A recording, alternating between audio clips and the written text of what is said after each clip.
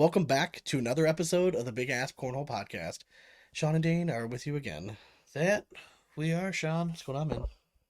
A little giddy, just a little excited. We're Oh, one more night away, yeah, one sleep away. one sleep or Oh, two two sleeps. sleeps Two sleeps. from now. But when you're listening to this, one sleep, Yes, it's one true. sleep away, and then we're jet setting off to beautiful Kansas City. Woohoo. Woo! For some cornhole action. All right, well, before we get in the episode, Dane, do what you do. Tell the folks what we're sipping on at home in the segment we call What You Drinking. What you drinking? Alrighty, Sean. It's that time of year, the time for Irish Reds, and we got a banger. Fatheads, one of our favorite local breweries, pumped out another gem. They call it the St. Fatty's Irish Red Ale for St. Patrick's Day. Good on you. It's fucking fantastic. 4.8%, very, very drinkable. I like the maltiness to it. Yeah, Not that's good. overpowering. It's a great red ale.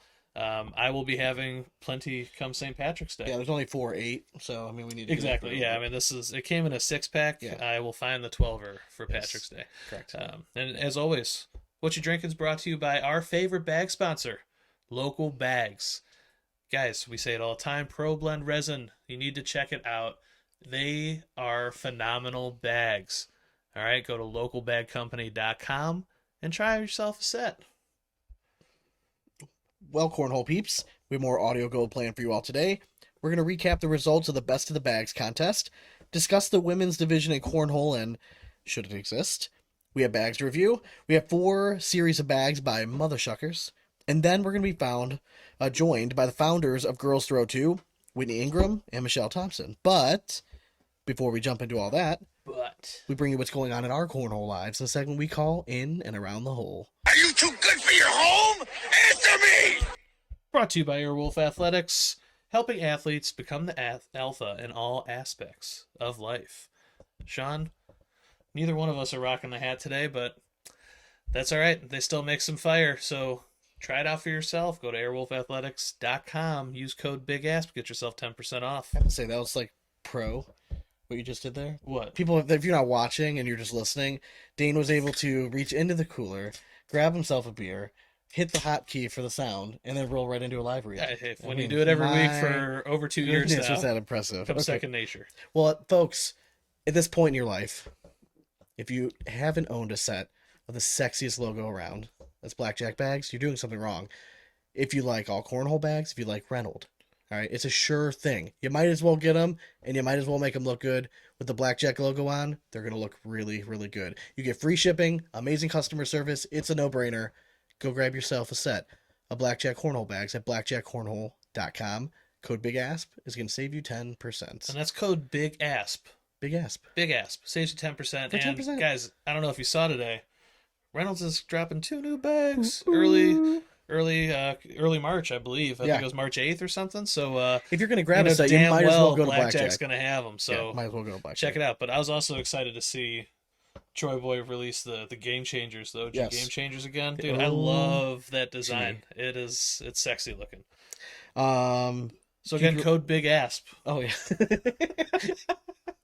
Anyways, you threw quite a bit, right? I did, yeah. I'm gearing up in preparation. At least one of us So was. yeah, played in league on Thursday.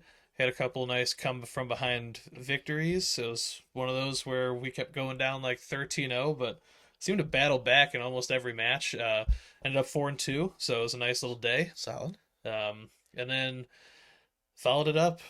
We let it ride on Friday.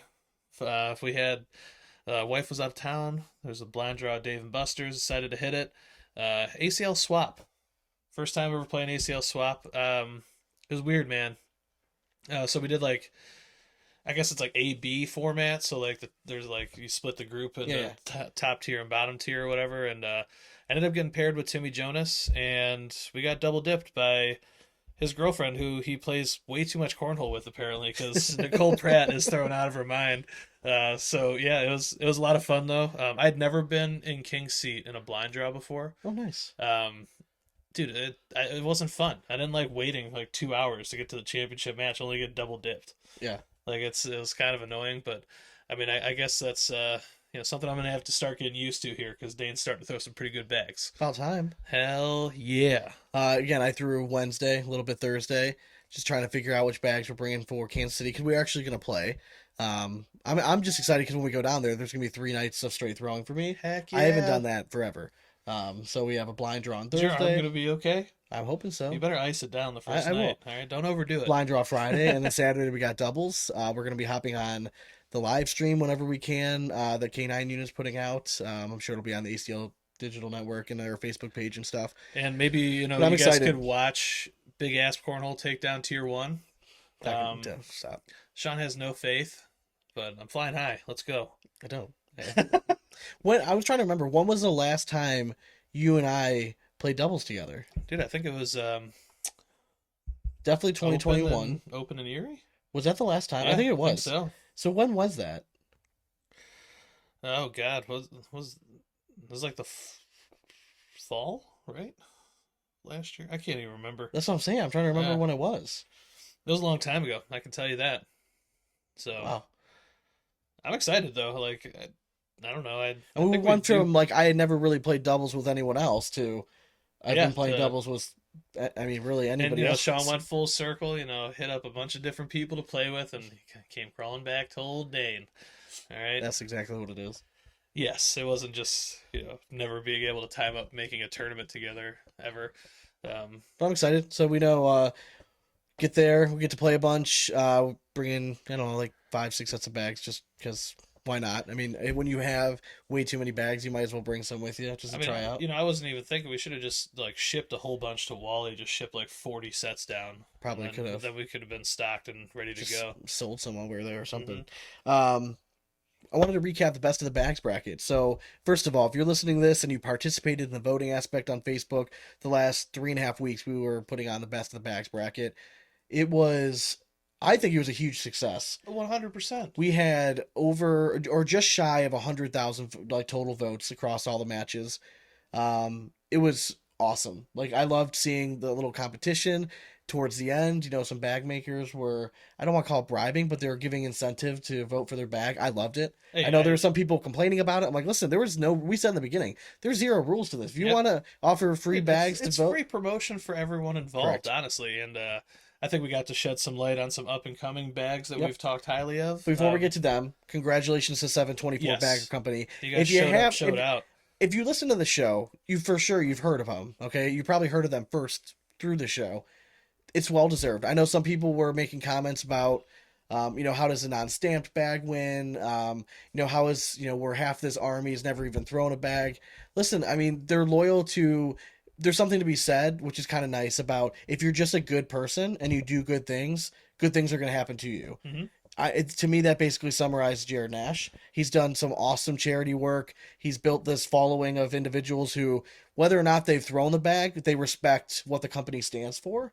And that's why they had this massive following for the votes. I agree 100%. I mean, I Are they the most thrown bag out there? No, they're not. I mean, like, obviously, I think, like, Surefire would be up there. But whoever owns them only has phenomenal things to say about them. Oh, yeah. And that to me means that he deserved every bit of being there at the end. Because nobody's just getting rid of those bags. Nobody leaves them just sitting on a shelf. Yeah, that's true. Like, I mean, everyone's out there either throwing them or, they are on a shelf, but they're encased in glass. I myself, I only have one set of 724 or I have 2. I have the 8-bit, which they're not going anywhere. That's like the first set Jared sold, and then our Browns one. Yeah. But I had every other series, and I've given them away just because if I'm not gonna throw them ever, might as well I don't want let to hoard somebody them. else Like enjoy it. just go throw them out and like enjoy it. Like the Browns one, I'm never gonna get rid of just because that was one of 2.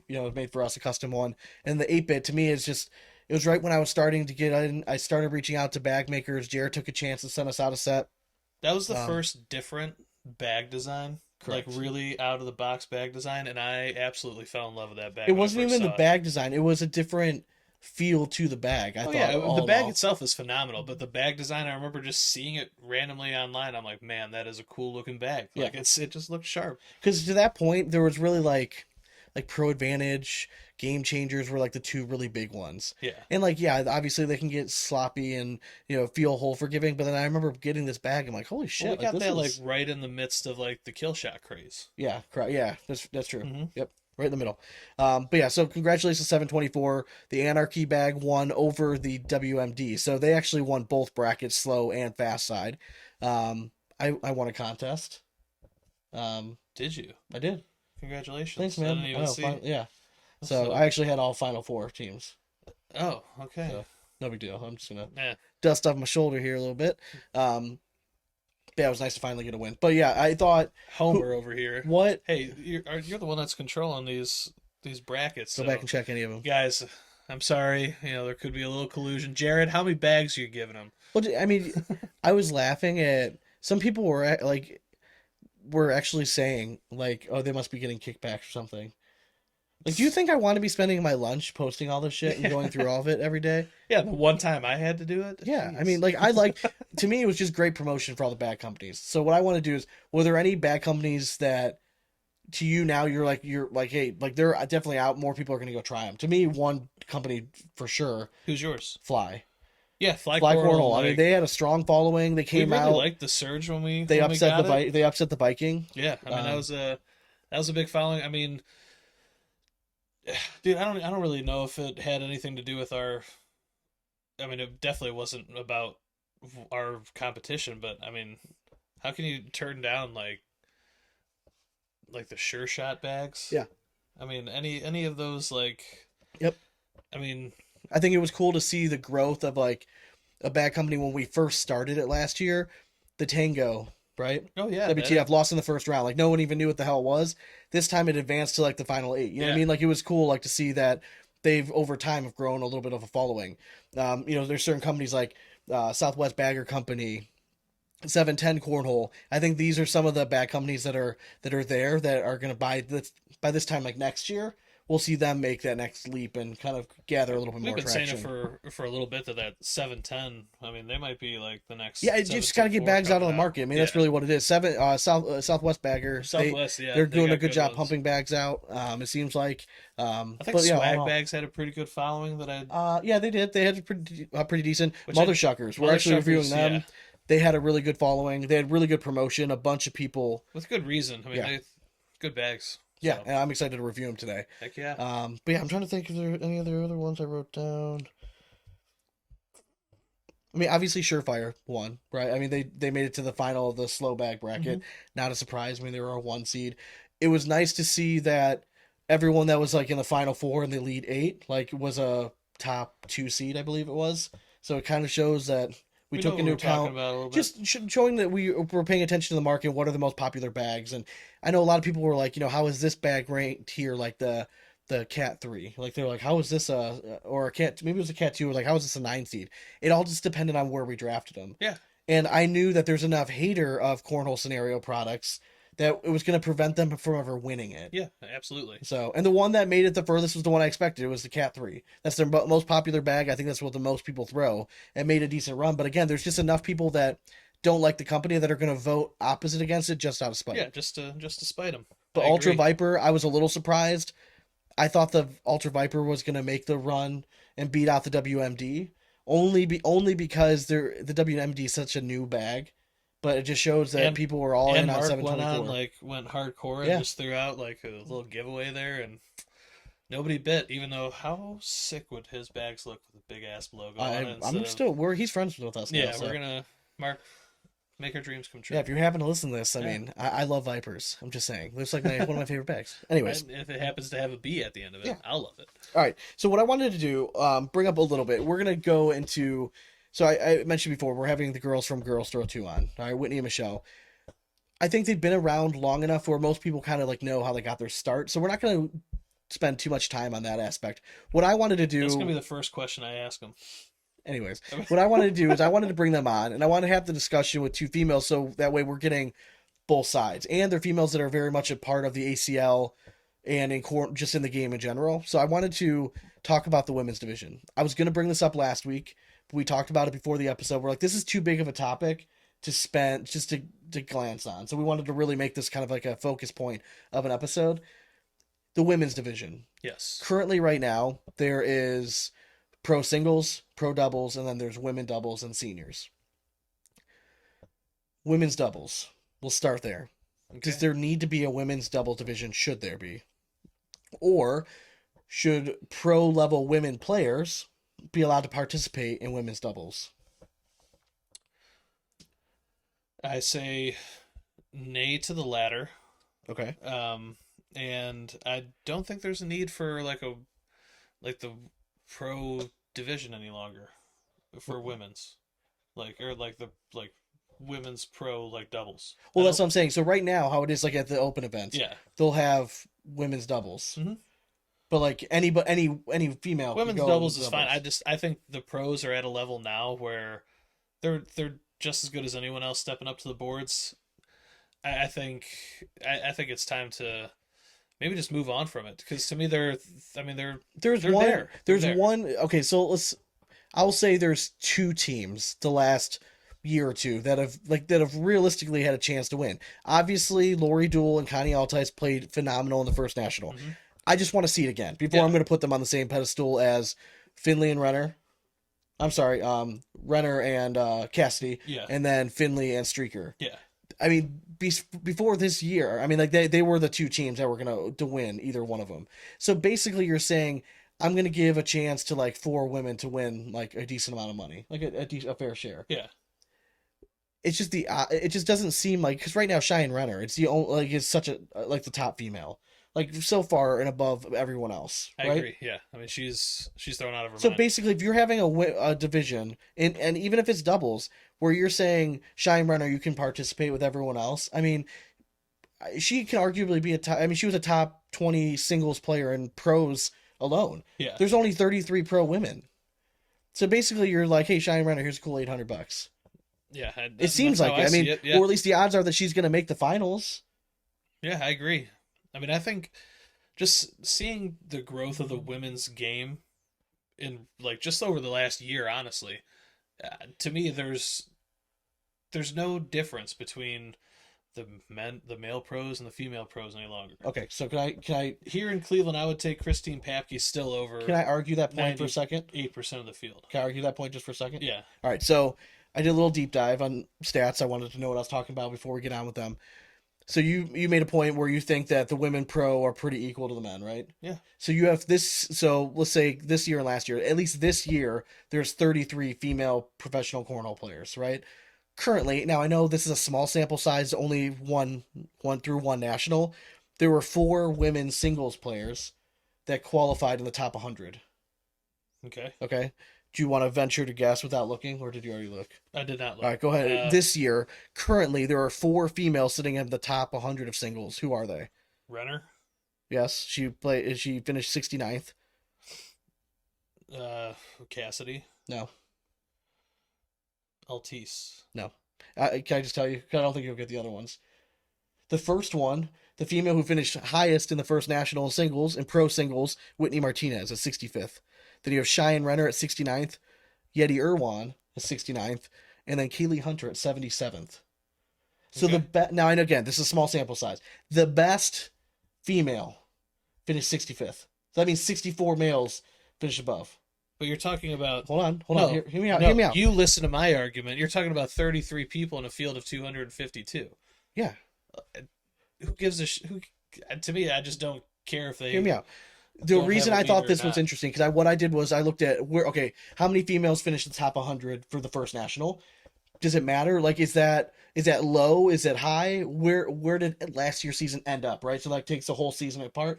Ironically, there were 4 females at the end of last year in the final rankings that finished in the top 100. I just thought it was interesting that through one national, it kind of mimicked a little bit of the results from all the final standings of last year. So on average, there's 4 females finishing in the top 100 at every single and pro singles events.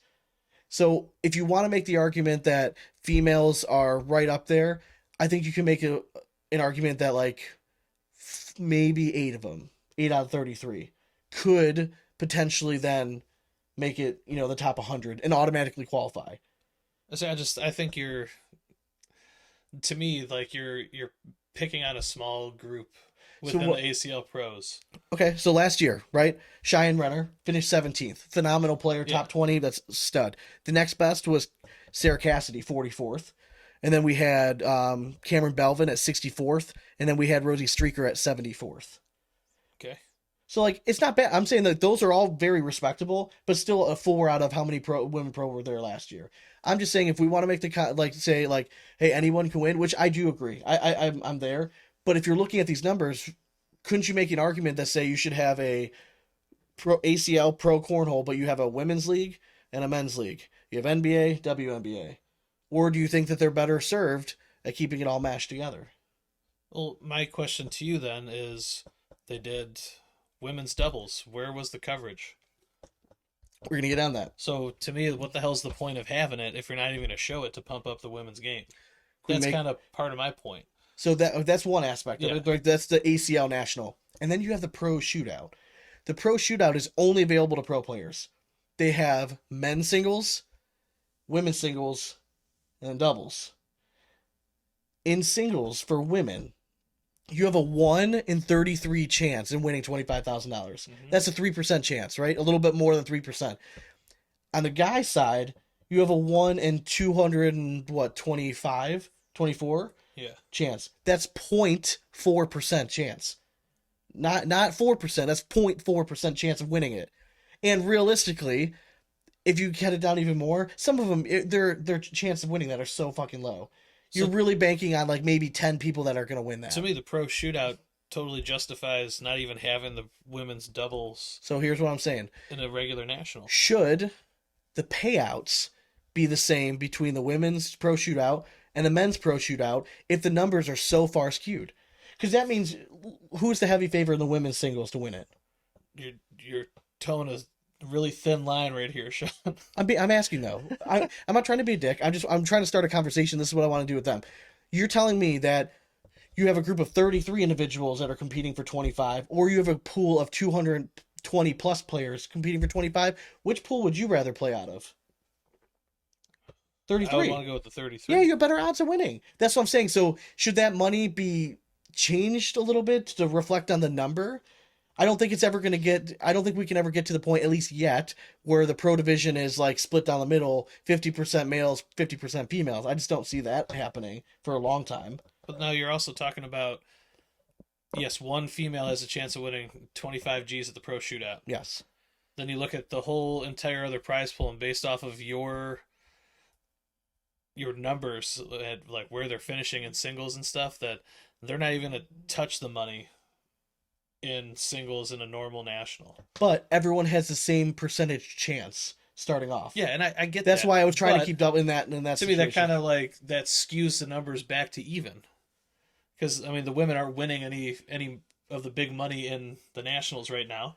So then you give them the little bump up from just the pro shootout, give them a little bit more incentive to stick around and play. I mean, So let me ask you this. So going back to like ACL format, should the so like they have a total like prize pool for like the national, right? And it's divvied up among the divisions. Mhm. So like I think like doubles, I think the winners won like 10 grand, so 5 grand each. Women's, I think maybe the winner won 800. So like it's a significant amount less. But should that money that I think it was like maybe 1,600 total, should that amount that was used to pay out the women's doubles division there, should that prize pool really be thrown back in the pro doubles prize pool, or divvied up between singles and doubles? And women's, if you want to participate in it, then it's whatever you buy in, and then you're getting a percentage of that participant. Does that make sense? It So like does. it's 20, It's just- $20 to join the women's doubles each, you know what I mean? And then you get either 100% payout or 80% payout, whatever you want to do. that makes it makes a little bit of sense, but I don't know. It's Because then it seems like how it's set up, women technically they have more opportunities to earn money. Because like Jordan Power, right? If he wins the bracket, he's going to get X amount of money, but he's never able to go win. Like Cheyenne Runner could theoretically walk away with the most money. yeah. Or technically, I guess, a female senior, if they won seniors and then doubles. But like Cheyenne Runner theoretically could walk away with the most money that weekend if she won doubles, singles, and then women's doubles. In theory, yeah. And again, I don't know what the right answer is. I just think it's interesting. We'll get more onto that when we bring the girls Yeah. on. I mean, I just like, I don't know. To me, the whole like I want to get their doubles- take. Honestly, I want to get their take on How do you feel about them not showing women's doubles on Yeah, ESPN? that like kind of bummed me out. I always enjoyed watching Me the women's too. doubles. Like, I was excited to see that match. yeah, And it was a great match. yeah, and the world will never see it now. So Anyways, all right, so let's go ahead and let's go to the bag review, man. And you feel it, and it feels like a bag of sand. And the bag review is brought to you, as always, by Bagsport, the maker of the original Cornhole bag backpack. Now offering a build-your-own feature that has over 10,000 combinations to choose from. Need patches to go on that sweet-ass bag? Bagsport has some of the best around. Visit bagsport.com and grab yours today. All right, up today are 4 series of bags by Mutha Shuckers. I feel like this has been so long overdue. 100%. We have heard of them. They're not that far away. They're out of Michigan area. So I'm excited to do it. I was excited to feel. I have really never thrown. I've seen them around our area. I threw a set of 313s at the Cleveland Forgotten National. Okay. That was the first time I've ever thrown a Mutha Shucker, and the last until we got these. Okay. All right. Why don't we? I'll let you start. You can pick whatever bag you want to go with. Ooh. Let's just go. We'll go right to left. That's fine. We'll start off with a little 586. Yep. All right. So the first thing to note about their bags: small template. Yes. All these bags feel like real small and chunky in your hand, but they're very hole forgiving. So little bit rounded corners, still kind of a square template though. Yeah. A little bit longer of a closing seam. Yeah. Let's be honest. It's not the prettiest of closing No, seams I've but ever it's- seen, but it seems sturdy. Yes, it's. I mean, yeah, it's It's gonna not- hold up for sure. It's not going to win a beauty pageant, but I mean, she can lift a lot of Neither weight. are we. Yeah, exactly. Yeah, she can handle the meat. That's fine. All right. The biggest thing to note on the 586 was I didn't feel that big of a speed difference. There's really not. I didn't on think so either either. side. I agree. But it is. So I think it's kind of like the one side's like So it's like reverse slide, right? yeah, And then the other side is it's like widow material, possibly reverse. reverse Now of he that. sent us these broken in. Yeah. Just based on feel, and just because I was throwing the widow X, I'm pretty sure this is reverse widow. I think you're right. So I yeah. think it's reverse slide right on one side, reverse widow. So that means when you first get this bag, you really need to Yeah, break it it's in gonna take some time. because it's going to feel waxy at first. So you really want to break it down until it fuzzes up a little bit. But there's not a whole huge variation of this. My one problem with this, not so much the speed variation, was this bag is pretty full. It is Out of it's a- all of them, this it's is the by thickest far one the for thickest sure. one. Yeah. This I also think plays, it's the smallest template though too. but I would say this out of all of them would be characterized like there's 2 of them, I guess, like a control bag. Yeah. Yeah, I mean both sides play 6, 7, Yeah. about and right that's- around that's there. right where I'm sitting with it. But again, it plays well. I like the fill. 5, 6, 7. Okay. 'Cause, Yeah, depending on it just depends on where you're throwing. But yeah, the I like the design. I like their I It's like clean, man. Yeah, it's I like clean the, I design. like the color look. Performance wise, it did well. I threw this one pretty well. Again, it's a little. I wish I had a faster material on one side, but again, I know what I'm getting with this bag if I'm going to throw it. Yeah. and for compare- me, I I'm wish trying to this think almost of- had like Trying to compare it to something else that like people would like speed wise. That's relative. God, there's really not that many out there with this like kind of speed now with this on combination. each side. Like everyone's got typically a faster side pair Yeah. of this stuff. But to me, I would like this if it had like that slow surefire side on Yeah. one side, like that true Yeah. like 4. But overall, very nice bag. Yeah, I mean, liked it so a lot. design score for me, I mean, I'm gonna give this bad boy.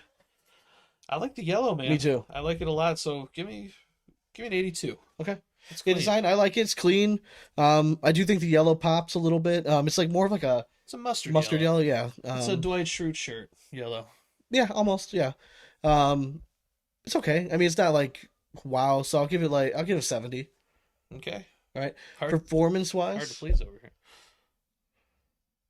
what are you going with?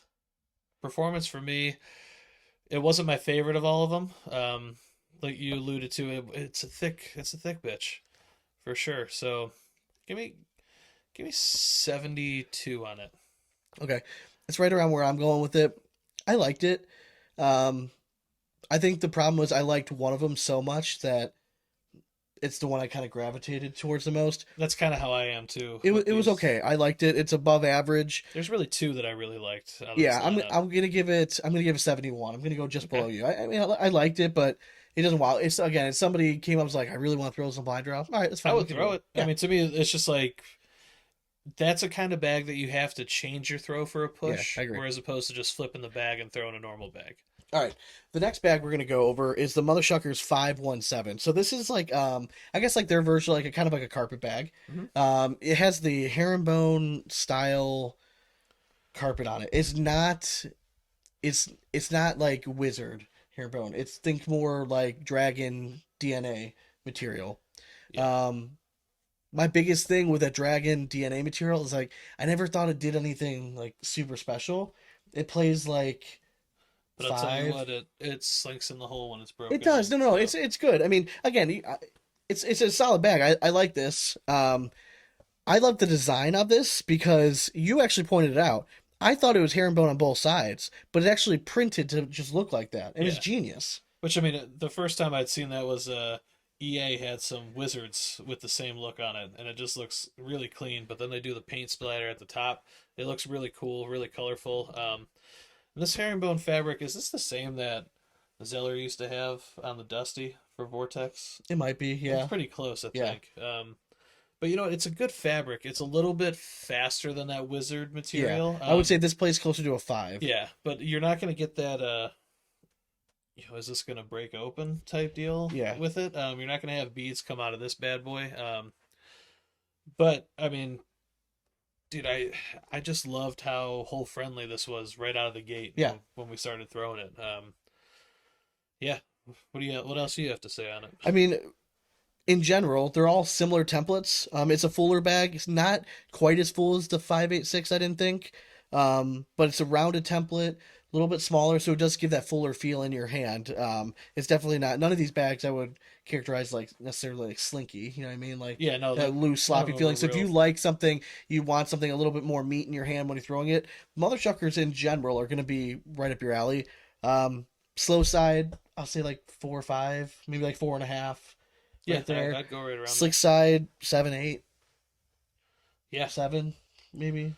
I'd go closer to 8. Okay. Yeah. But yeah, it's a good bag. It again, if you want something, if you're a carpet guy, but you wanted something like just kind of like that hybrid carpet where it's just like that next step up a little bit. Especially if it's humid, the stuff tends to move a little bit better in humidity compared to your traditional carpets. This bag's gonna be a good fit. But I think this is gonna be in a lot of wheelhouses. Like so, think like Surefire, but think it's not going to be affected as much by humidity, so it's not going to like stop on a dime and become Yeah. glue. I agree. Design 100%. score. This was, I love this design. I thought the slick side, how they printed the herringbone look on it was awesome. I love the paint splatter. I'm going to go an 84. Yeah, I'm gonna go up there too. Give me an 86. Okay. Performance for me, this was actually my favorite of all of the bags. Again, it's just a good bag to put close to the hole and just let it kind of do its thing. Dude, give me an 86 on it, man. I was a fan. Okay. Yeah, I'm not going that high. I mean, it's okay. I liked it. Like if you wanted to throw this weekend, I would. I mean, it wouldn't be like fucking jacked about it. But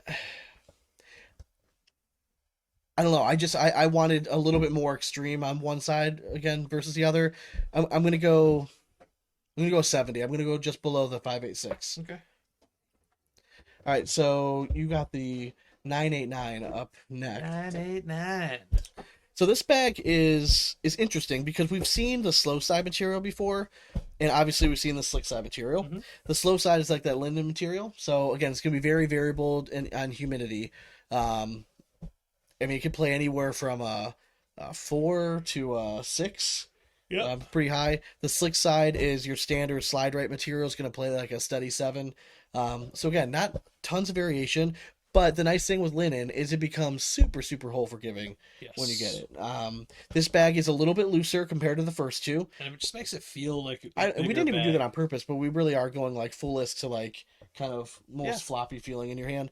This because it's not as quite as compact, it plays bigger on the board. Yeah. I thought this was like kind of like their biggest template laying down. I thought it played the biggest. I liked it. Again, I've been kind of throwing a lot of lint because I've been a big fan of like the Psycho X recently. Very similar type slow side material. I know this. I know the 7. I know. I always have to remind myself that it's not Viper though when I'm throwing it. You know what I mean? Like it's not Yeah. game changer. Like you can still You fucking gotta throw put it. some Like you thought can into still. it. Yeah. But this bag pushes very well. It It does. collects very nicely. Same temple, but again, it feels bigger. It plays bigger on the board. It really spreads out nicely. It stretches. Rounded template, but the most square I would say out of all of them. When it's sitting down, it's definitely it just lays bigger Yeah. than the rest I of it. agree. What else do you gotta say about it? I mean, again, I think like this one seems a little more squared off Yeah, as well, so I think that has a lot to do with its pushability. correct. But no, I mean, dude, it's a good bag. I like the feel. I like how full it is in your hand, even though it's very slinky. Mhm. Like it just get a little. I like girth in their your hand fill. to I do throw. have to say, Yeah, I'm a big fan of their fill. I thought it played great. It doesn't kick unwanted. It's not too small. It's not too big. It's it's non-universal. non-universal. But it's a nice blend. yeah. It's like it's non-universal, and you don't feel it like I think poking who's out. not it's not Gladiator. There's another bag company that it kind of reminded me of, and I should have written it down because I was thinking of it when I was throwing. I'm like, oh, this kind I it like kind it of- too because like it feels similar to local, a little bit. Little The Pro bit. Blend. I mean, not quite. It's there, but I just like oh it no, I 'cause, like it a lot. like it's not crunchy. No, Like, no, you know, no, some no. of that fill that you get that's like real crunchy in your hand, and it just feels smooth. All right, so design score. Design for me, it's still clean. I like the orange, Yeah, I but was figuring surprisingly not as much as the yellow. I think Yeah. the yellow just looks nicer for some reason, but just it's simple. Give me a 74. Yeah, I'm gonna go again, just below 586 on design. It's okay. I mean, like I said, I think the yellow really pops. I'm gonna go 68. I mean, it is like orange and brown, but it's just not. It's Yeah. not the right orange. You can tell they're from Correct. Michigan. Yeah, correct. Performance wise, I like this one. Mhm. It wasn't my favorite out of the bunch, but it would be like my next favorite out of this group. I'm gonna go with 78. Okay, I'm gonna go a little above the 586 just because it is a little more hole friendly. Give me a 74. All right. Last but not least, we have the Mutha Shucker 313. This is probably the bag I'd heard the most of. Knew nothing about it, and then I got it and I you put it in liked my hand, and yeah, I liked it a lot. It reminded me a little bit of like a Kill Shots, smaller feel in the hand. On the slow side, it plays like a 6. Slick side's playing like a 9. So you basically have Game Changer on one side, and you have like Reverse Widow on the other. Plays really nice. Reverse Widow again is one of my favorite materials on a slow side when it's paired with something faster. Yeah. It's just a good speed for me. Like I feel like I can kind of just throw the same height of my throw. I don't have to change a whole lot when I go to slick side. It's what I liked a lot. I felt like I can manipulate this bag very well. This was very much in my wheelhouse. I like the smaller template sometimes when I'm playing with the slick bag because then I can kind of just I feel like I can lock in. I don't get sloppy. Sometimes when I play with the big hole forgiving bags, I'm like, just fucking get it close to the hole and I'll kind of do it. But I've noticed the this bag can smaller- kind of fit in between. Well, yeah, and the smaller spaces. the smaller slinky bags, they like rather than just like hanging a corner in and kind of sitting there, Yeah. they just tend to pour in a Yeah. little easier. I feel like. I airmailed this bag really well. Again, yeah, this just overall template reminded me a little bit like the smaller original Kill Shots template, but it's not quite as full. Like this is a Yeah. little bit looser. This is more on the side of the 989 Mhm. compared. But what are your thoughts? Dude, honestly, like I surprisingly was a big fan of this bag. I threw it a lot better than I thought I would, and yeah, I mean everything you've been saying, I 100% On agree fast with. boards, I think this would be an excellent choice for you and I. You mean on slow boards? I'm sorry, yes, on slow yeah, boards. on slow boards, 100%. Yeah. Yeah, because this slow it's side still will slow down on controllable. slow Yeah. boards, but it's not. I mean, it'll still slide. I was still, I mean, to me, I was still putting that slow side around like a 6. Yeah, that's what I'm Like, saying. it was, Yeah, and it was that's very controllable. I like that didn't as a have an slow issue side dropping material for me. or stopping it on the board. So Yeah. yeah, I was a big fan, man. It's a good bag. design wise. Design, I love it. Got this cool like lava lamp. Yeah. Like it's almost like an oil splat. Yeah. You know, on the ground. Really cool looking. Prints really nice on both sides of the bag. Yeah. So definitely sticks out on the board. Give me Give me an 88 on that design. I like Yeah, it. I'm going right with you. I'm just gonna go 86. Yeah, I liked it a lot. I dig It's it. not my favorite design of all time, but it's pretty nice for like a standard production Yeah, type bag. absolutely. Performance wise, where are you going? Performance for me, it's not. I don't quite like it as much as the 517, but dude, it's right on the heels, man. I'm gonna go. Give me an 82 on it. Okay, I yeah, I'm like gonna it. go a little bit higher for this one. Is it my favorite like fast bag I've ever thrown? No, but I feel like if I took the time and I'm like, listen, you know what? I'm gonna be a Mother Shuckers guy. Like this would be the bag I would go to every single time. I'm gonna give it. I'm gonna give it an 88. Yeah, I So pretty. I mean, very high I knew you'd. score. So I got to throw these before Sean, you and did as soon as actually. I started throwing them, I'm like, yep, this is gonna be Sean's favorite for sure. All right. Well, Dane, it's that magical time that everyone always waits for. No waiting this time, bish. Dane just cued the rap horn. Damn right I did. Thanks, man. Reach us at Instagram and Twitter at BigAsp Cornhole. And Facebook at BigAsp Cornhole Podcast. Thanks again to our sponsors. Visit airwolfathletics.com for all your cornhole swag. Be sure to use code BIGASP, get yourself 10% off. And localbagcompany.com for the best bags in the business. Bagsport.com for the sexiest backpacks and patches in the game. And Blackjack Cornhole for the sexiest bags around. Code BIGASP is going to save you 10%. Big ass. Code BIGASP. Use it. Use code BIGASP at blackjackcornhole.com. We are also available on YouTube. If you search Big Asp Cornhole, we're on YouTube. We have random shots of the week. We're gonna get back to that. I know some people have sent me stuff. Again, it's busy. We're leaving. I actually have a real job. Yeah. We'll get them up, though. Yeah, we're on YouTube. We have every episode up there, going back from like low 70s kind of thing. They're all up there, and we've gotten faster. They're actually up there like the same day now. Yeah, so they're... We're improving, guys. yeah, we're getting there. Technology's a bish. Patreon. What's up? Join it. If you're listening to the show and you're a fan of the show, if you would check out our Patreon site at the very least, it's www.patreon.com/bigaspcornhole and join our community for the price of a beer a month. For $5 little, you can feed Dane here. You can feed. He's expensive. All right. I do have... We offer 3 tiers: some big $5, $10, and $20 a month. Each tier has its own special perks to it. The $10 and $20 ones, you're eligible for bag giveaways. We're actually giving away 2 sets of these here Mother Shucker bags you just heard about. You can check out our Facebook page. We're going to post the wheel on the Facebook page, and I'll write the winners on our Patreon page. But again, if you like our content, we would greatly appreciate your support. It allows us to do things like continue to produce content. Like we're going away this weekend. It costs a lot of money to travel like that. We're hoping to get a bunch of good content while we're out there. We're hoping to pump out at least 2 episodes next week. We're going to try to do a bunch of interviews. But it wouldn't be possible without your guys' support at home. So Yeah, and honestly, if you join, you get sweet shout-outs, like our newest members of Patreon. go ahead, Dan. So we'll shout out Justin Corder, Jeremy Carmichael, Don Crottinger, Anthony Bolivar, and K9 Unit. What's up, Wally? What's up, Wally?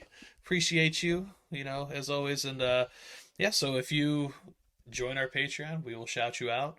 And who knows, you could win some bags. Yep, and we're getting closer. If we get to 100 Patreon members, we're giving away jerseys. Oh, yeah. Yeah, so in an episode soon, we're going to be joined by a winner of a contest a long time ago. There's a big backstory. We'll explain it when she comes on the show. But our winner of our contest to join us as a guest host, Michelle, we're going to be coming on, I think, not next week, but the week after that. Yes, I can't wait to talk to Michelle, Next the bionic woman. Next week, we're actually going to be joined by Jordan Campa.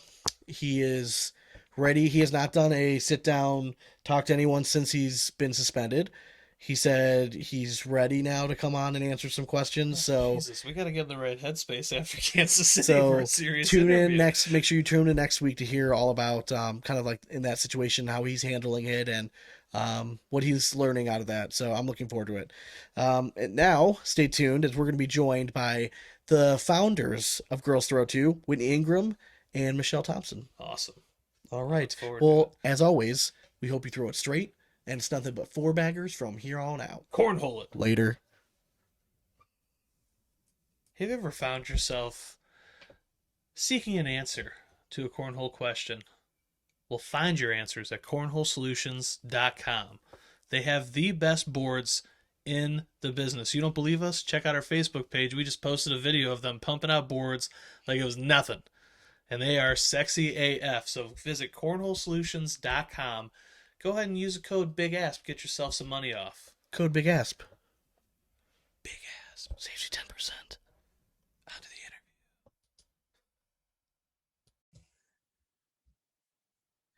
Welcome back to the BigAsp Cornhole podcast, where we are now joined by the founders of Girls Throw 2, Whitney Ingram and Michelle Thompson. What's going on, guys?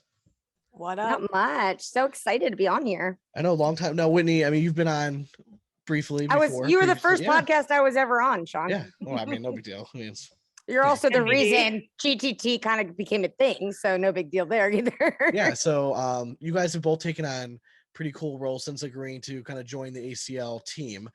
Mish, you've been pretty busy. You're on at least one. I know at least one other podcast besides Girls Throw 2.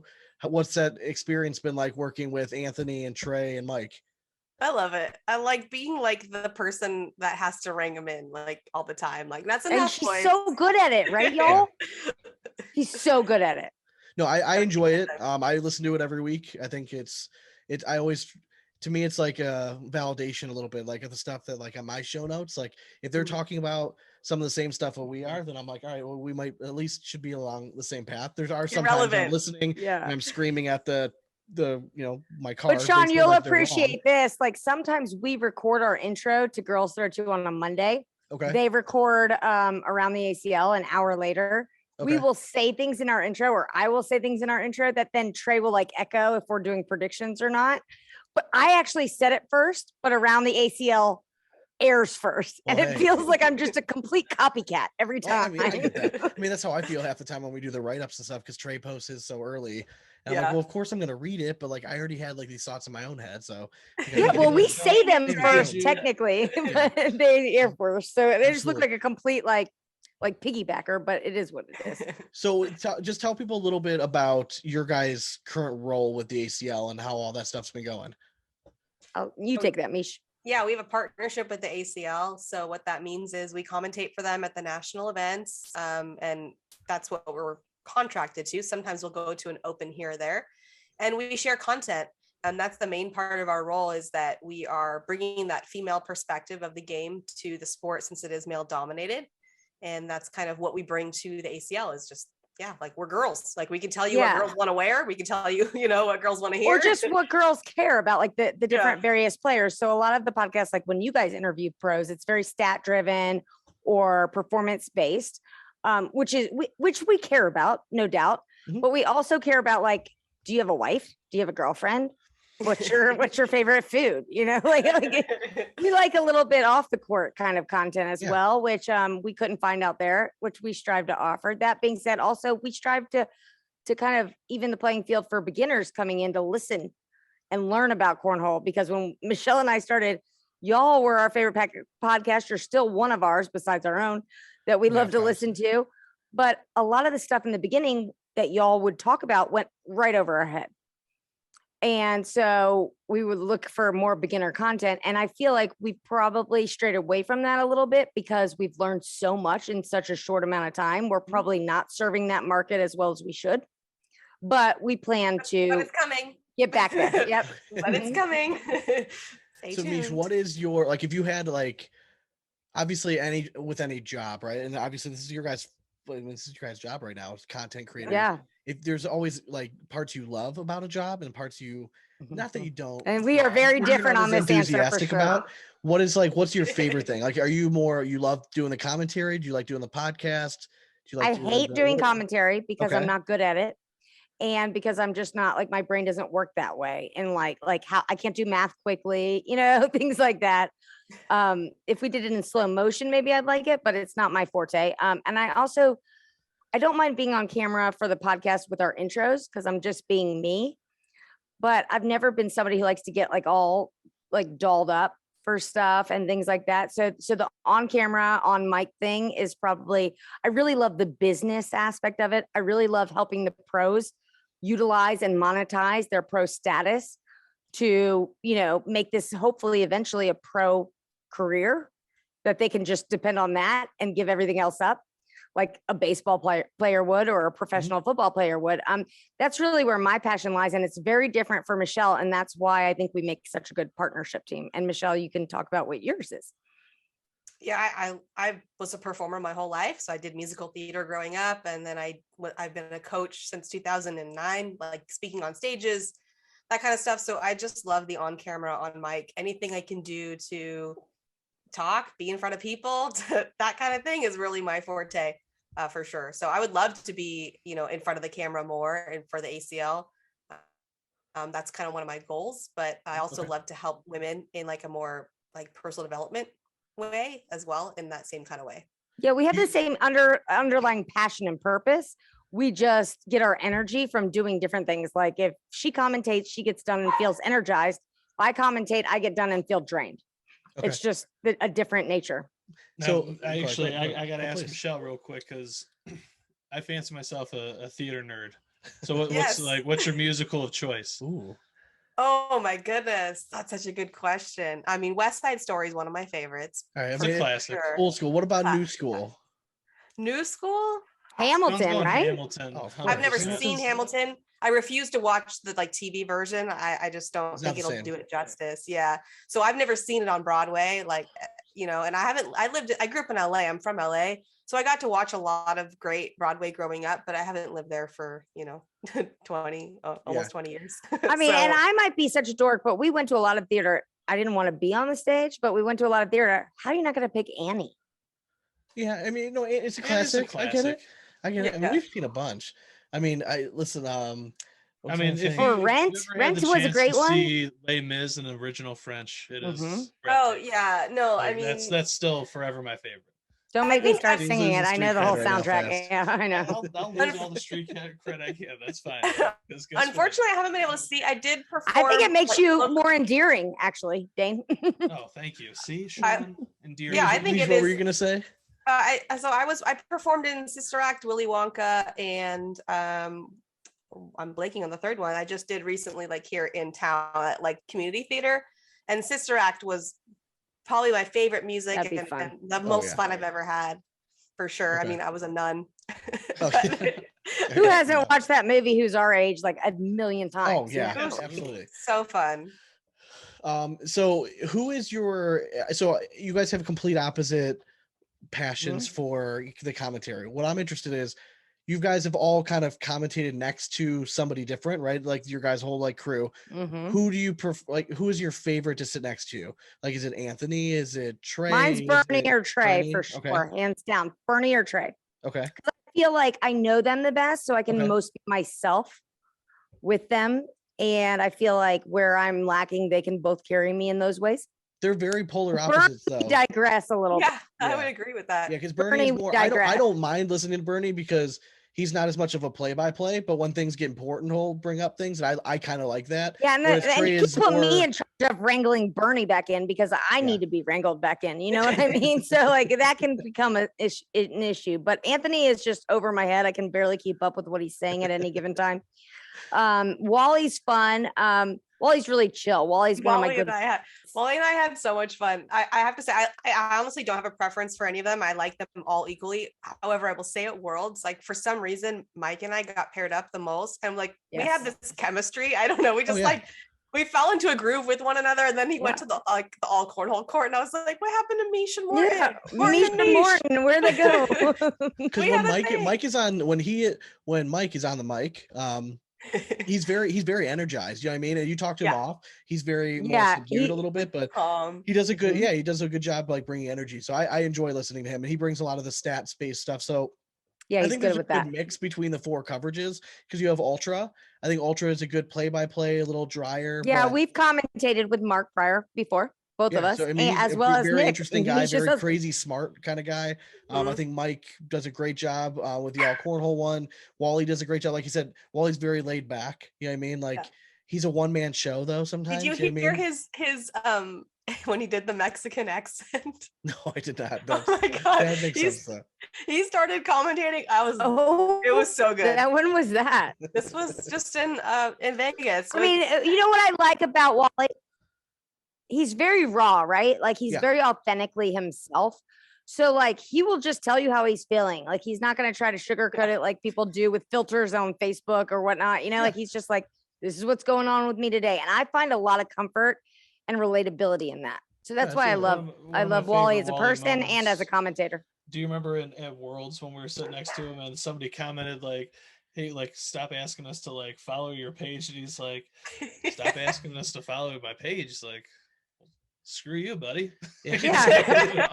Now, Yep, all well, right. yeah, and you know, like Hard a lot of us wouldn't read necessarily the negative comments that come up. Wally just charges them. Like he will just read like this person is like, if these commentators would just shut up, I could enjoy the show. And then he's like, well, hey, nobody makes you watch this. So Or check there's it a mute button. Just Or mute it. press Then. the mute Yeah, button.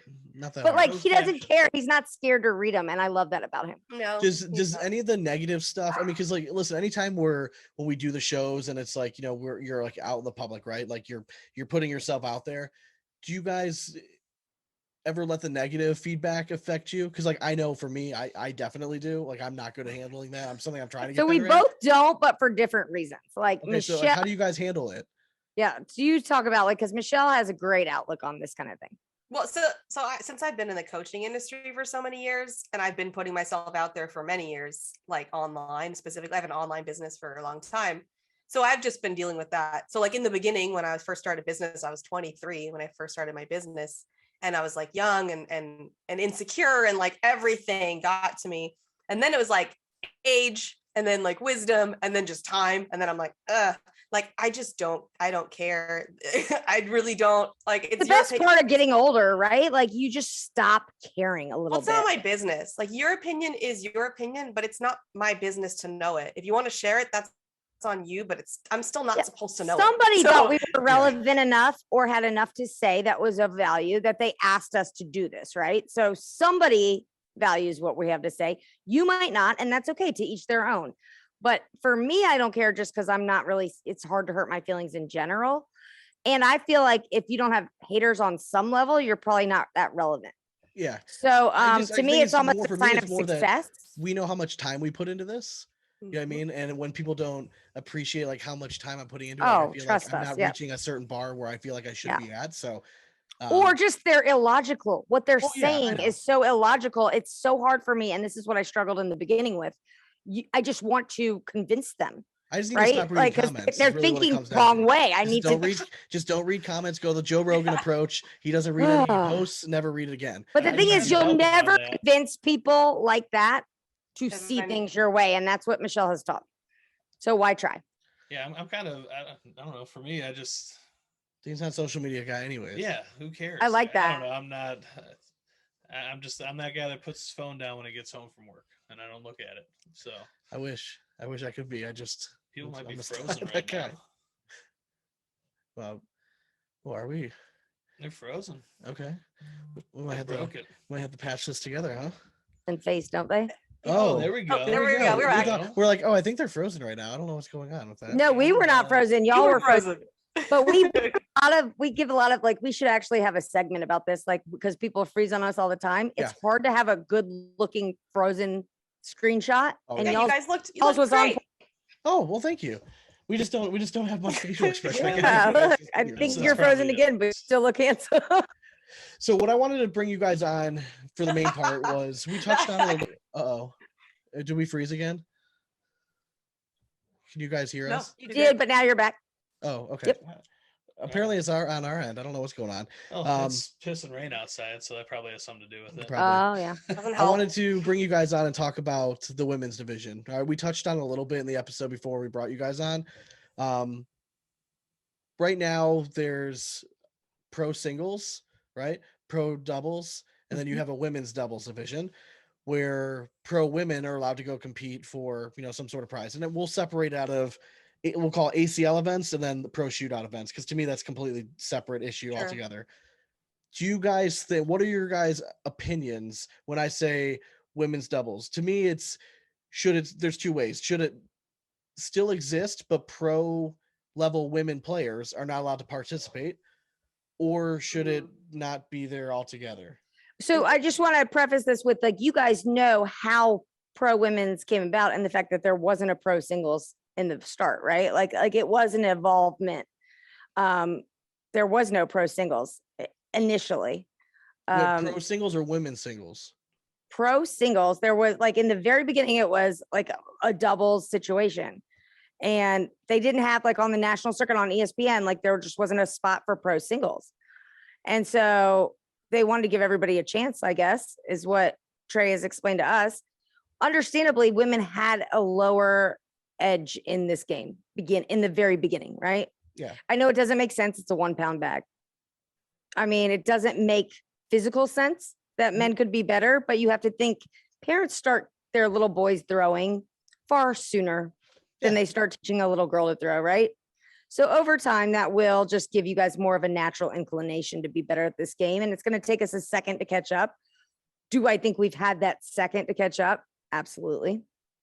And I think that women can be as good as men at this game. And so I do struggle to think that if we separate ourselves, it's kind of sending a message to both the women who play and women in general within the game that we can't compete at the same level. And that to me is a mentality that when we walk up to the boards against a man, we now feel like we don't have a chance, or they're probably totally have the advantage because we're the structure of it all somewhat makes us feel like we have to be separate. You know, we're not as good. Well, I think So I struggle with that. I think we have to look at like, because I'm not like a sports person. Like, I don't know if you guys know, like, is there a women's league for pool? I think There is one for Yeah, golf. there's a Yes. women's division in pool. Okay, so Yeah. I feel like it's just sort of the way it goes. Yeah, but I don't want a separate women's league for cornhole. I don't want that to happen. So I want to very- be able to play the boys. I think a very synonymous league in this world to what cornhole Golf. is doing is darts. Oh, Yes. So darts actually just had its first female walk into the championships, if I'm not mistaken, and they used to be separate, but now they're not. Mhm. And she made it to like the championship stage. I love that think she ended cornhole up winning, doesn't too. separate them. Like if you are good enough to compete against the boys, you should be able to compete against the boys. I want that opportunity for women. But Because you're gonna I would organic argue right now trick. they are separating them though, because theoretically, and again, just hear me out. There's one female player right now to me that's so leaps and bounds Cheyenne. ahead of everyone. Yep. So Cheyenne Renner. Right now, Cheyenne Renner is probably the only pro you would say without having to make a really big Mhm. argument that she could win pro singles, pro Mhm. doubles, and women's doubles. So theoretically, every Mhm. tournament, a female could win the most amount of money. Sure. I'm not against pro women playing in pro doubles. However, I think that the prize pool should not be taken out of that. If you want to have a pro women, or if you want to have a women's doubles event, it should be a percentage of how many women joined that event at the time. So whether it's 80, 90% payout, whatever the ACL wants to do. Yeah, But it's worth taking the money out of the conversation overall for sure. pool and taking it out of that and adding it just to a women's doubles is giving basically you might as well hand Cheyenne Well, Renner wait, Sean, $600 in every tournament. fairness, if you look at what the pro women's doubles pays out, it is a very minute percentage. And if you take the amount of pros that are participating in it, all women, and you divide how much they should have like a stake in the game, part of the pots, it actually does make a lot of sense mathematically But because if you took the lowest 20 males in the sport and then you threw them in doubles contest, don't you think they would like to have a separate doubles contest just so that they had a chance to win too? Sure.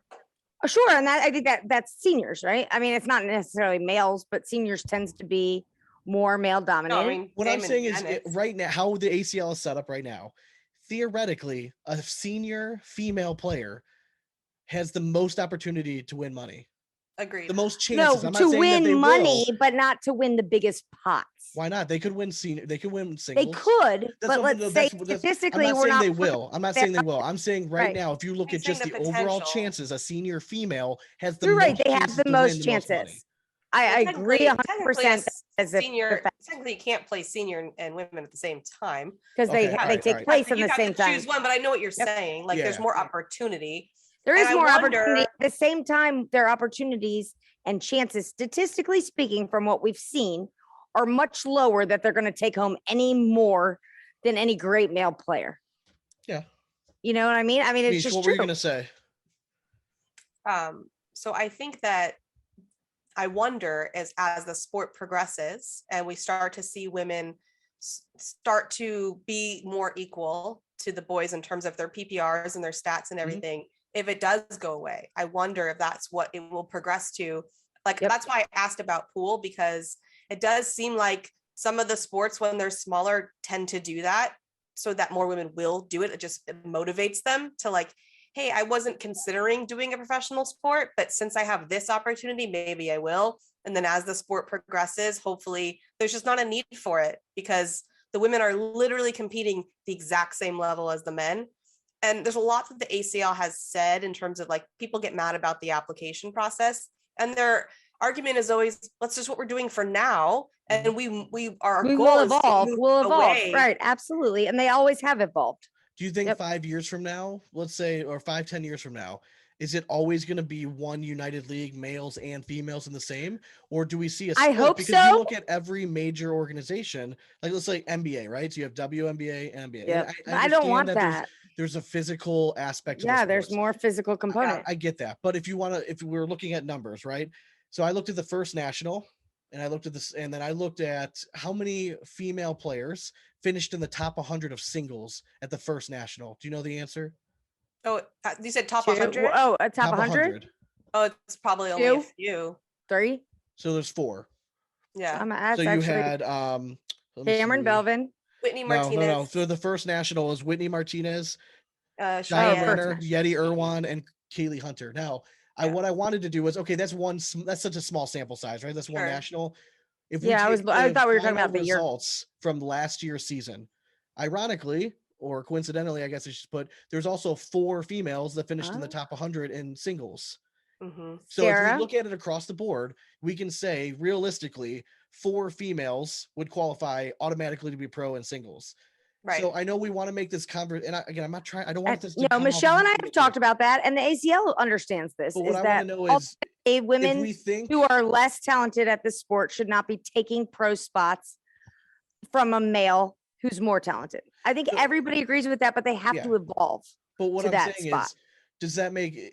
Can we keep saying the same argument where like women can beat men at this game? Like, obviously they can. Like any of the pro females beat me. Like not a question. Like obviously they're. But we're talking about the highest level. I love you for admitting that. By the way, doesn't that make it seem more like there's a need to separate the male and female pro aspect of it? If we're really trying to grow female growth in the game, it doesn't. I think when you stop separating it, the mental challenge that we feel we can't beat y'all goes out the window, because we are up against you guys the same way. You only become a pro if you qualify talent wise the same way a male would have to. There's no kind of like quota for females who have to get into the sport. Once you even the playing field, we will rise to the occasion. Well, I have a question, since once again, I'm not really like vested in the sports world.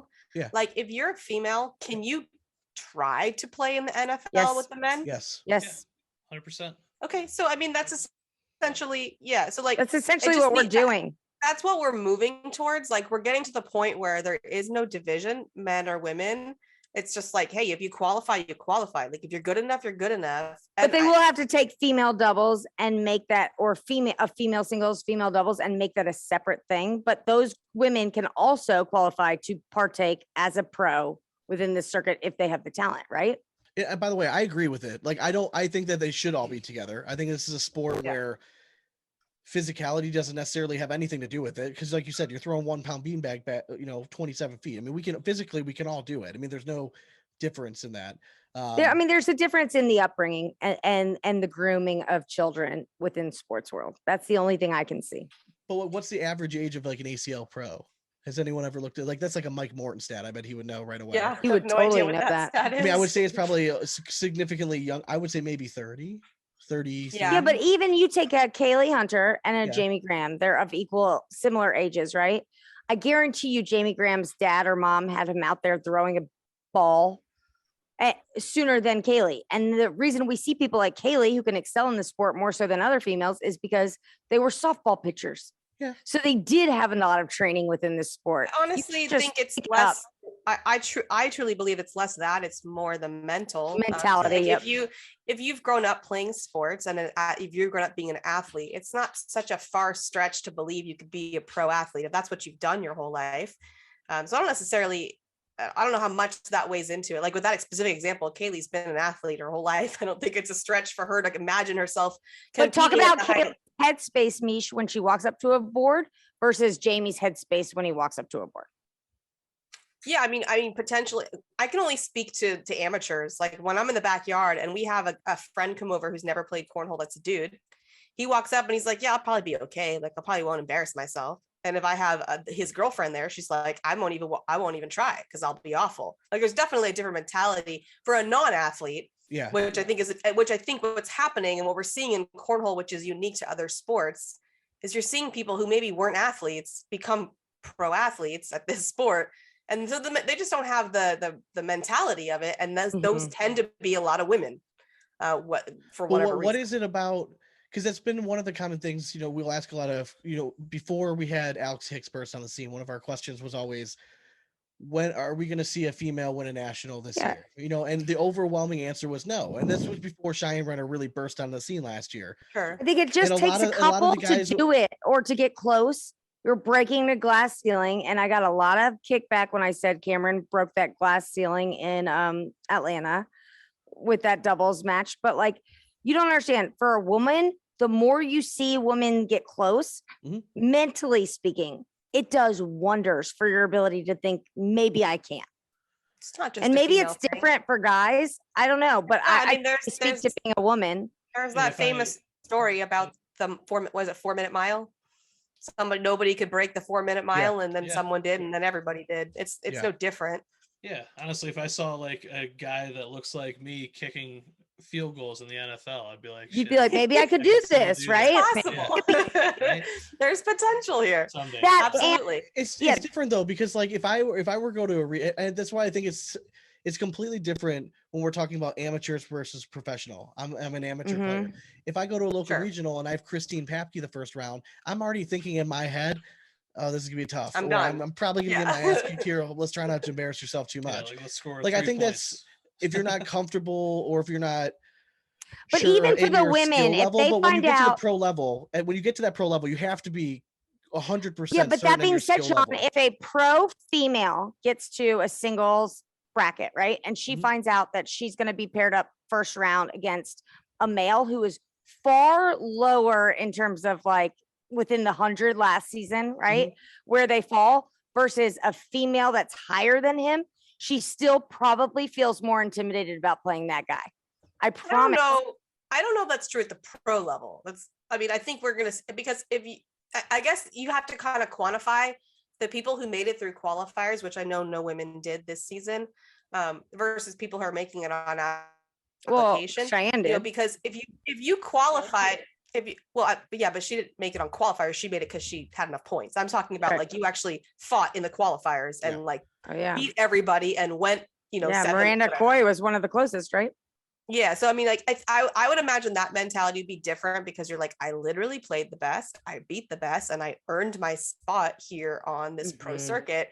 If it's an application, there could be a little bit of, am I a fraud? But do you think that's like that for guys too, though? The guys who got in through application, do you think that they feel less comfortable with when they get up to the boards because they're not? I think so. Listen, I think an argument could also be made that women, because it's just the pure percentage of males versus females in the sport, most of their matches are played against men, so that you can say that they're going to have more of they should feel more comfortable playing against a male rather than if I'm stepping up a board against a female, because regardless of what people say, when males face off in a female in a sport, typically as a male, I'm like, I'm not losing.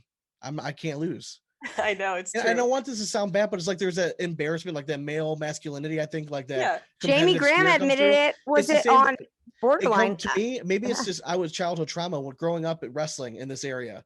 I was a pretty good wrestler. There was a girl in the same weight class as me. We were in the same club. She kicked my ass all the time. Oh my God, Sean, you need to talk to my husband about that. It wasn't until my dad had to pull me aside and be like, you need to stop looking at her as a girl. Like, she's just another wrestler. Like she's a good wrestler, so you need to go in there and not just think that you're gonna win. Like Yeah, or don't try take too it hard to easy. win. Yeah, Because that's when you make don't mistakes. So there assume to can win, be an yeah. argument to be made. Like if I'm sitting next to and I'm playing Dane 100 times, he's another pro player, another guy. All right, I'm good. Where if I go up against like Cheyenne Runner, Cassidy, Kaylee Hunter, I'm like maybe Do I'm you feel trying. more Maybe confident, I'm less trying a confident? little bit What is too your hard to win mentality, because I Sean? really want it. Because I don't want to say like I lost to a girl.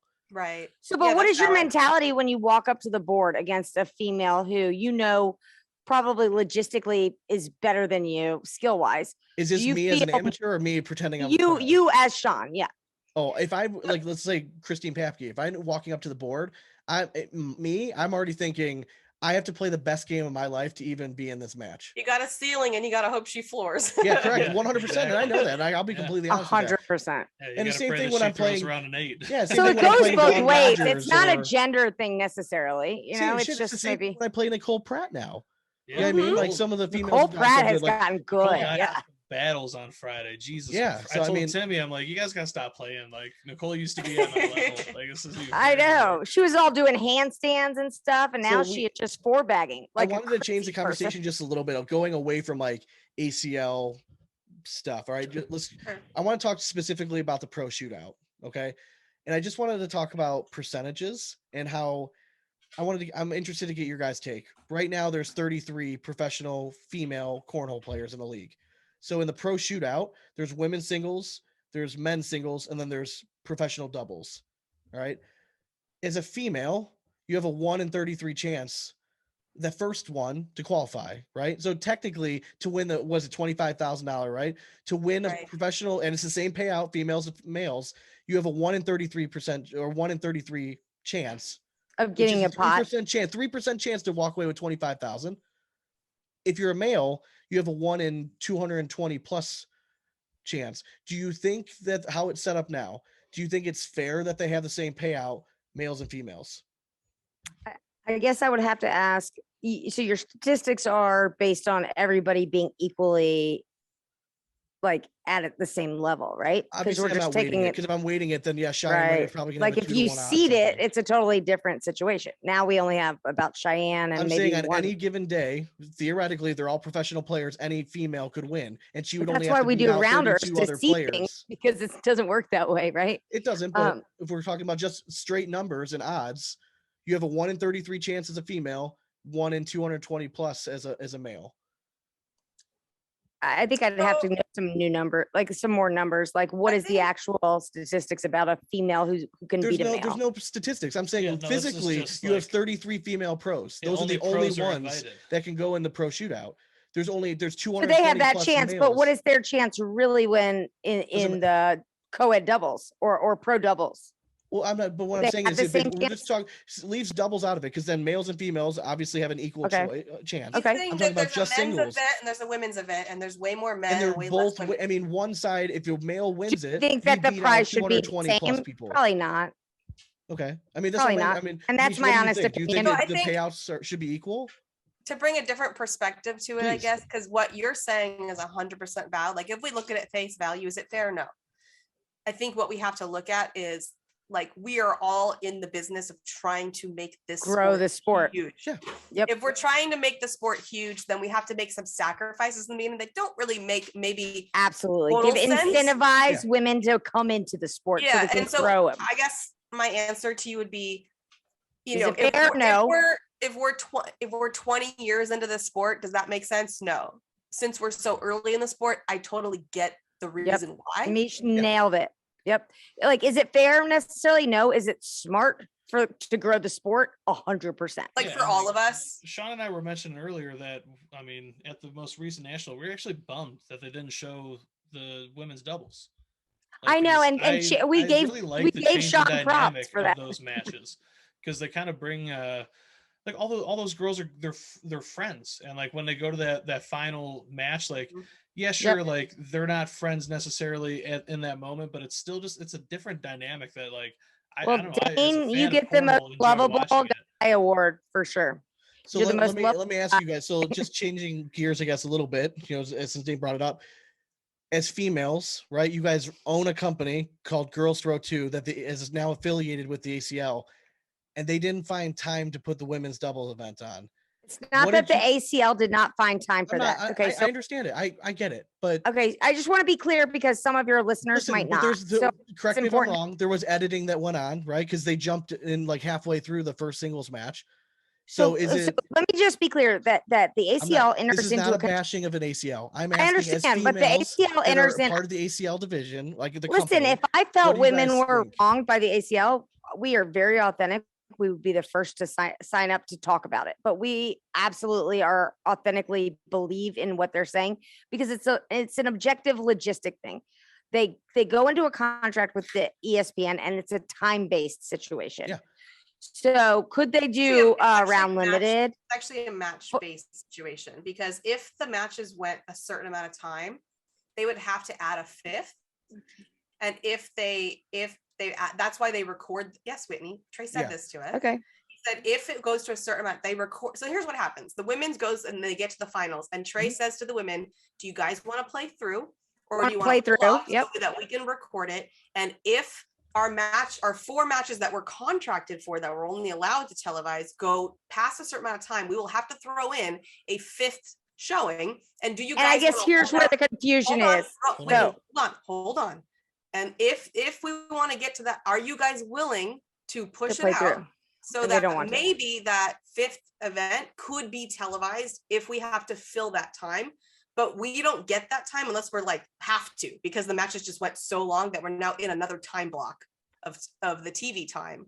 And that's essentially what happens. And the reason why they pick those 4, the semifinals and the finals of singles and doubles, is because they're trying to be fair to the 256 pros. Like, do we really want to give half the TV time to seniors and women, or do we want to give that to those are auxiliary events? Exactly.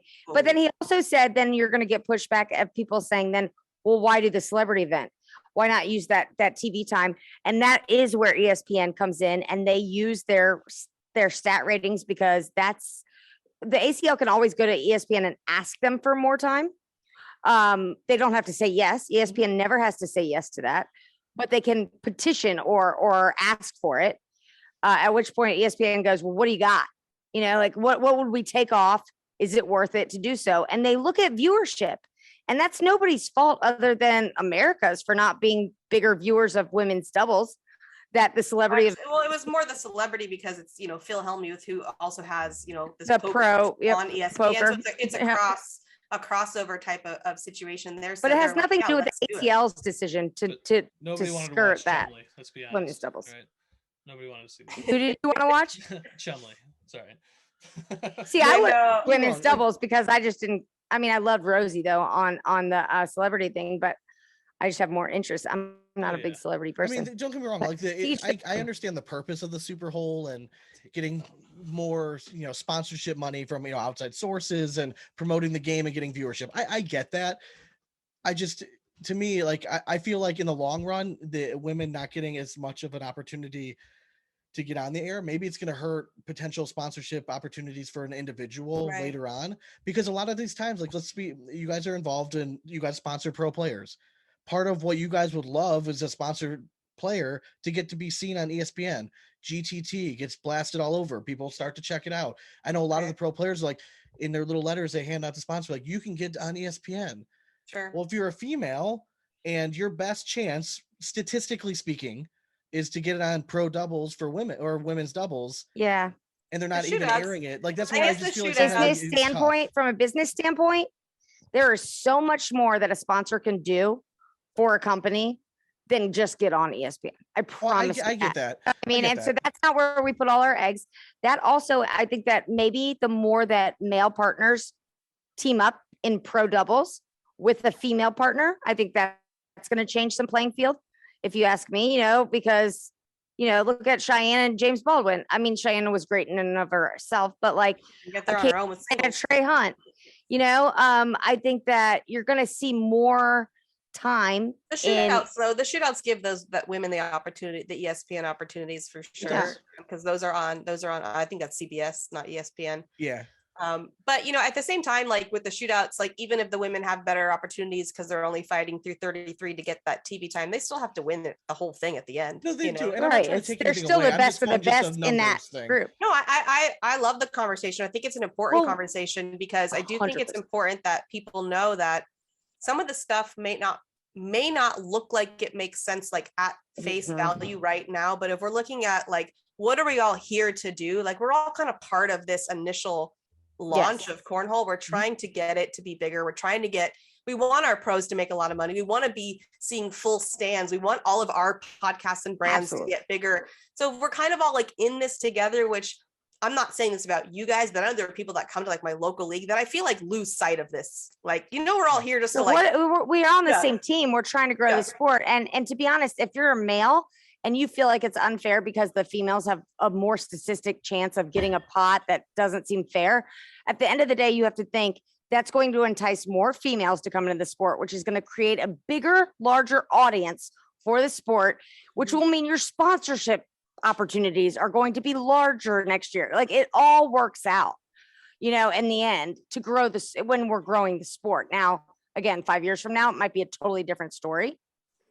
And this might be a more valid argument for somebody to say, oh, it's not quite fair. But like right now, we should just all be on the mentality that we're all working together to grow the sport, right?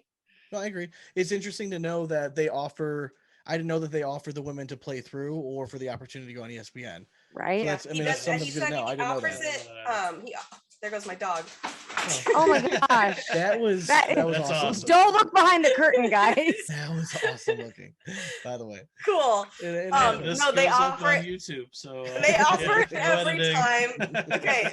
The hour 34-minute mark or something. What that was. So just so you know, timestamp that. Just so you know, my dog was jumping on me that whole time because she wants dinner. And that was her way of saying like, F it.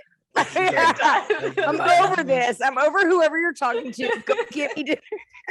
She was like, I just had to go let my dog going to expose you, Mom. Yeah. Thank God it's kind of clean back there, though.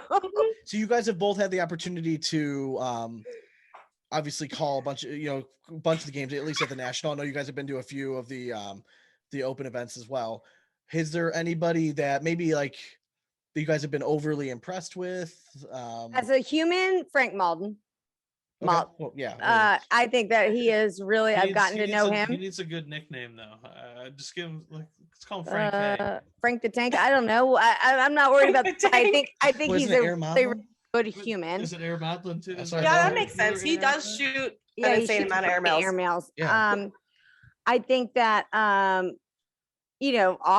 the courts, Ghost Finger is one of my favorite humans. I think Rosie Streaker is my favorite human. Rosie Streaker is great.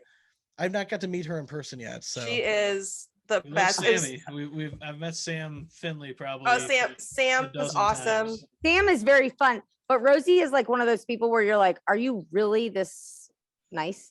So really is that nice. Funny story about Rosie. We were at the club in Vegas for the like Wyclef John. Apparently she's an enormous Wyclef John fan, like huge. Okay. And so they kept saying he was coming on, but then he never would. They'd count us down and then he wouldn't show up. They did it like 15 times. And it was like at this point, like 1:30 in the morning, like where the heck is he? And she's like screaming, like scream talking, because Rosie has like this like mouse voice that you can barely hear when it's quiet, let alone at a club. And so she's like talking, and we're all and my husband and I are like, okay, Rosie, like we can't hear a word she's saying. It's loud.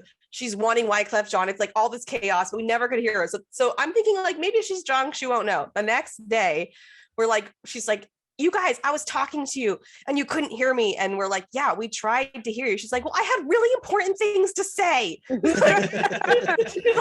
had like no voice. Sweet. She's a very good person. You know what? To be honest, I would say that as far as the women go, there's not any that I can think of offhand that if my little girls grew up to be just like these women, that I wouldn't be proud of what they grew up to be. So, I mean, to me, that says wonders in terms of the female ACL pros. Because that's a lot for a mom to say. Like, I would like my kids to be like any one of these women. Mm-hmm. So I love that because I can look at my kids, girls, and say, here's an example of what you want to be as a human or as a player or as whatever. Here's another one. Here's another one, and then they go with us to the events and they can meet them in person. And it's, what other sport can you go and meet your idol? Oh yeah. Right there. It's a cool. What about interviews? Now it doesn't have to just be female. Like you guys have done a bunch of interviews. Who are like some of the, like, and we have our favorites that we've interviewed. That guy's fun. Eric Sherney, I think his whole like what he does is crazy. Oh yeah, like Okay. the comic. So he is. Yeah, like he like he works on Paw Patrol. I mean, like it to me just like mind blowing. Who like where do we find these people? You guys to have be pros? Sean, you have kids. You know Paw Patrol, right? A little bit. We're more of a Disney station Okay. house instead Okay. of Nickelodeon. Not but not they know, yeah. Nickelodeon. Just because I don't My have kids, I don't favorite- know Paw Patrol. Maybe you know Paw Patrol. I don't, But you're it's you're all a right. big, Dude, I'm big fan of actually Paw Patrol. learning a lot about Dane tonight. This is fascinating. I don't But know what Paw Patrol. I was just My joking. favorite interviews to do are when we are able to showcase a player in a way that is contrary, like it showcases their personality in a way that yeah. nobody else can see when they see them on the boards. That's And my Michelle, favorite who- thing. Like a Michelle, Miranda Michelle, Square- who comes to Sure. mind as your favorites, your interviews? for interviews. Yeah. Oh man, there's definitely some that we have to work a little harder at. Yeah. And then There's nothing but, worse than that. like I mean, we're just Trey Ryder is one of my favorite interviews, to be Well, honest. Trey's He's the easy- yeah, easiest you to just, interview. you hit the play button, let them go. yeah, I mean, exactly. like that's like the easy and Anthony being the exact same way. Mhm. Man, we have done so many interviews. I can't Deborah even Odom. think. Deborah Odom was fun. I really liked She's it. okay. sassy. The She is cutest so thing about- sassy. Here's the cutest thing about Deborah Odom. Like she didn't understand where her camera was, so she did the whole interview like this. Like, just- That's great. To be It's so honest, if funny. you go back to like episode 1 and 2 of our show, you might see that I did the same thing. But Deborah Odom got kicked off Twitter because she got a little too sassy on Twitter, which to me Ooh, says all right. everything about who yeah. and how cool Deborah Odom is as a person. Like, So- the young Very ones good are though. fun, like It is. the Hunter Thorns, the Tony Smiths, and it's like the kids are fun. I call them kids. Yeah. They're like kids to us, yeah. right? Yeah, Tony They're Smith, fun. Ryan Windsor, Hunter Thorne, Yeah. Noah Almanza. You Yeah, know, Noah these Monzo are was good. adorable. My Fun. favorite line from Noah Monzo that hasn't dropped yet, but I go, no, what's your background? Like, what's your culture? And he's like, I'm a little I'm white. Hispanic and a little bit white. Sprinkle, just a sprinkle. A That little needs bit- to a be little that bit needs white. to be like a T-shirt or something. Yeah. You know what I mean? I Like, know. that Yeah, should be yeah, something Hispanic and a else. little bit white. I like that. But you know what? I You think- I can't think we had book the same anything with favorite these. interview. Who? Yeah, who's y'all's? I would love to know. Cody Henderson. Cody Henderson Cody's- was a big, yeah, it was just, we had known him a little bit, but then it was nice to be able to showcase how well spoken he is outside. I just- don't think anyone knew like really who he was besides like Mhm. pros. Sean, that did I talk to him not all the text time. you the second that aired? And I go, Yeah. I saw a whole different side to Cody yeah. Henderson. Like, Yeah. that is Yeah, the he's- art he's of good a- interviewing. He's Yep. an awesome dude. I honestly like I think what he did on ESPN was it showed him the same light with Oh, it anytime, did. anytime we have Chad Webb on, we have fun with yeah, Chad Webb. Webb's Huh, we gotta get Um, Chad Webb on. Chad yeah. Webb is a great interview. You know who's a Josh great- Gross is another one of my boys. I love Josh Adrian Gross. Johnson, I feel like was a really like he's just positive and happy. He's and- better. The first time we had him on, as soon as we were off, like we bullshit a little bit back and forth, and he was completely like he was great. And I'm like, listen, next time I have you on, this is you. Like this is what I Yeah. want you. This is the Don't be real so- you, don't not be like the rehearsed, you know what I mean? chicken Like, you're soup not- for a this isn't soul. like Yeah, you some don't want to be chicken contest, soup. like, Yeah. The second time we had him on was much better. Yeah, we'll pump up Gladiator. Honestly, don't worry, last week's but- episode when we had Mark Pryor and Doug Zaft on, I thought they were both yeah, really both of good. the guys, man. I Yeah. was I love talking. We to loved, Mark I mean, I Pryor. loved AJ Sims. I mean, Mhm. there's Yep. not Yeah, actually AJ was an awesome, interview dude. I hate except for you know him because I've listened to some of them where I can tell this is your situation where you just like ask a question and it's like, yes, Well, and it's- then it's a nothing struggle. more. I mean, And you're like, come on with me, guys. listen, that's half the Eesh. time when I'm after we're done with an interview, I'm like, hey, give me one or two people that you think would be good, that are well spoken, that are outgoing, because I can deal with anything, you know what I mean? But when you get like the Trey Birchfield and the quieter type, and even Noah Almanza for us was a little bit quiet at first, like it's like drawing out answers. Sometimes it doesn't make for great listening. So I know, Yeah. I So know I I've was been talking all shocked the time. when Trey came to our house on the way to Virginia Beach for an open one time. And I got to know him off the courts and Oh, yeah. off, whatever. He's a totally different person. Oh yeah, And so I was like, you know what the key to do Trey is you need to be in person and you need to be like after he has just become comfortable around you. correct. That is when you're going to get the best Trey Birchfield interview. And I think as he's become more and more doing these, Jamie Graham's a great interview, to be Yes. honest. Yeah, we had Jamie. yeah, the girls that are, or the kids that are too, are going to do them this Thursday night, which should be fun because it's always fun to see these kids ask questions that like none of us would ask. Like, Yeah, what we kind had of, Matt Guy what on would so you, early. Like he was still an ACO when we had Matt Guy on. So oh, you got to have him back on then. He's we great. will. I mean, it's just there's so many other people. Like I love Matt, and I would have he can come on our show. But you want to whenever he wants. highlight everybody There's just so many from, other people that we haven't gotten to interview where I feel I like agree. I would like to showcase them and just oh, like you know, how Vanessa good they are. Fillingham was a very powerful Oh, interview she for us. was great interviewer. She's easy to interview. And, but it was a lot of tears, but I mean, it was still powerful. I mean, Okay.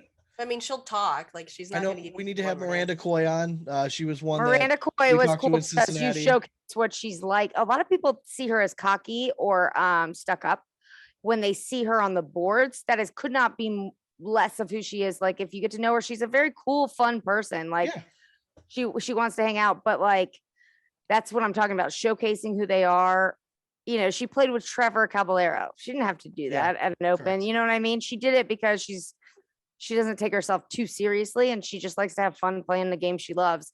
But not a lot of people saw that. Hopefully we showcased that. Cody Henderson, I would love to have. He's just hard to pin down.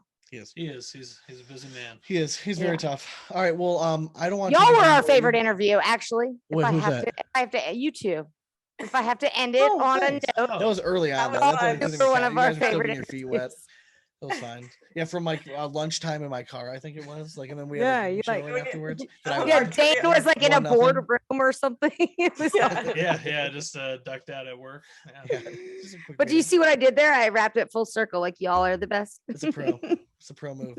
Well, we'll Learn let from the the folks at best. home go. We'll stick around here just for a few minutes and chop it up. But thank you for joining us.